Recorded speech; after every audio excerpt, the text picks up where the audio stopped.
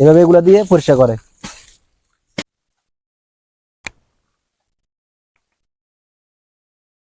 মিরেশ্বরের আঞ্চলিক ভাষায় বলা হয় এটাকে জারু বা লুসা ফুল বলা হয়ে থাকে। এই যে এটাকে, এটা সচরাচর পাহাড়ি এলাকা হয়ে থাকে।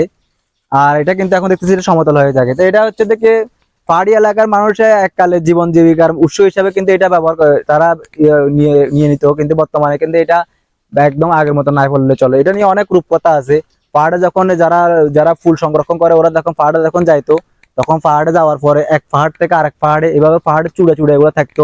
অনেক সময় এই পাহাড়ের ফুল এগুলো যখন নিত তখন ওরা কিন্তু বিপদের সম্মুখীন হইতো। এটা নিয়ে অনেক প্যারানরমাল অনেক ধরনের ঘটনা ঘটেও থাকে এগুলা নিয়ে। তো আজকে এখানে এসে দেখতে পারলাম যে এই যে রসাপুর সমতলে হয়েছে। তা আসলে আমরা আগে সচরাচর জানতাম যে এগুলো পাহাড়ে হয়ে থাকতো, কিন্তু বর্তমানে দেখতেছি এগুলো সমতলে হয়। দেখেন কত সুন্দর একটা লুসাফুল, দেখেন এগুলো দিয়ে বিশেষ করে ঘরে ঝাড়ু কাজে ব্যবহার করা হয়। এগুলা কিন্তু একটা প্রায় আগে আমরা ছোট ছিলাম যখন 50 টাকায় পাইতো, এখন বর্তমানে 200-300 টাকা হয়ে গেছে প্রায় এগুলো এক মুঠার দাম।